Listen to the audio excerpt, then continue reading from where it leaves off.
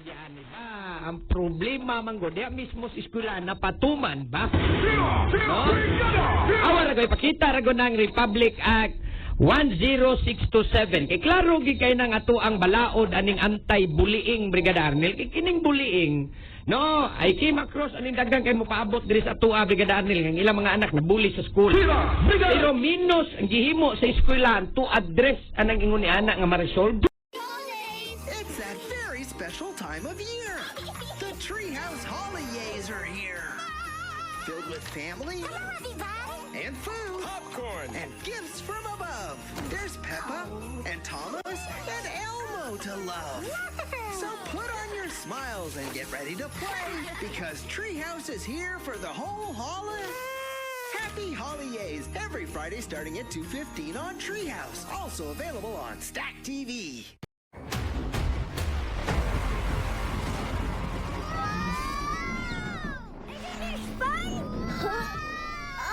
I think I'm more of a land mammal.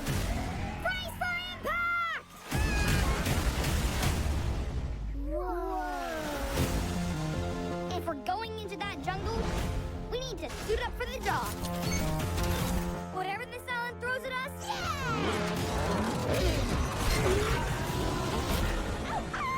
we'll be prepared. We are so not prepared! Run! I am ready! I'm a bulldog! This is as fast as I can go!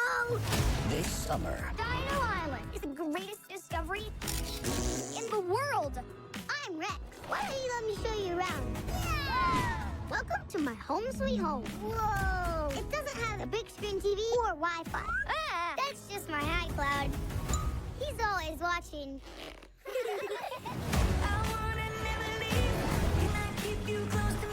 This island has the biggest diamond mine in the world. come here, beautiful. When in doubt, we blast it! That's a volcano! You're going to destroy the island! We need all the help we can get! Take this moment. Witness a big screen event Stay cool, little doggy. of prehistoric proportions. We've got an island saved. Who's with us? What was that? It's my stomach. Those baby dinosaurs ate all my pup treats. Oh, come on! No dino's too big, no pup's too small.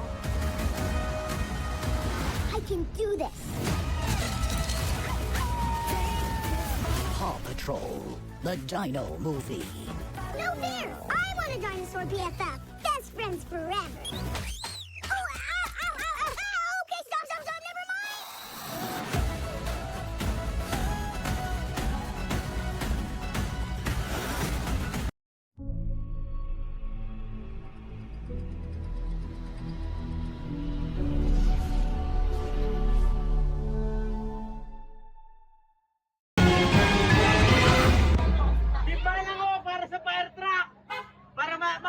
Naglalagablab na apoy ang gumising sa mga residente ng isang subdivision sa Sitio Bulao, Barangay Muntindilaw sa Antipolo City bago mag-alas 12 kagabi. Tanaw ang nagangalit na sunog mula sa kalapit na mga bahay. Umabot sa ikalawang alarma ang apoy. Ibig sabihin, hindi bababa sa 8 fire trucks ang kinailangang rumisponde. Ayon sa isa sa mga naapektuhang residente, nahirapan silang lumikas lalo't bata pa ang kanilang mga anak. Tanging birth certificate lang daw ng pamilya ni Virgie ang naisalba nila. Muntika na po maiwan yung anak kong isa, 5 taon po.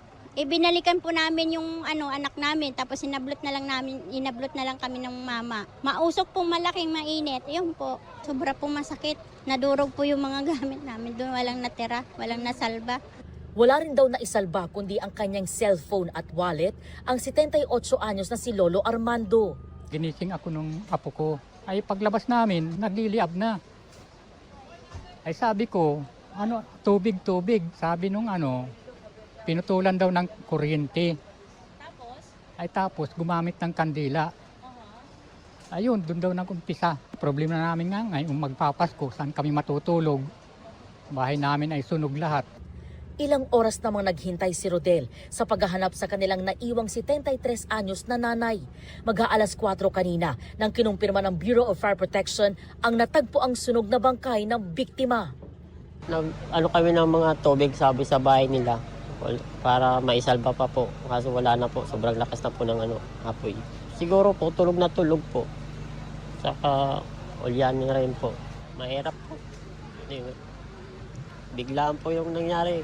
Gabayan na lang po niya po kami magkakapatid.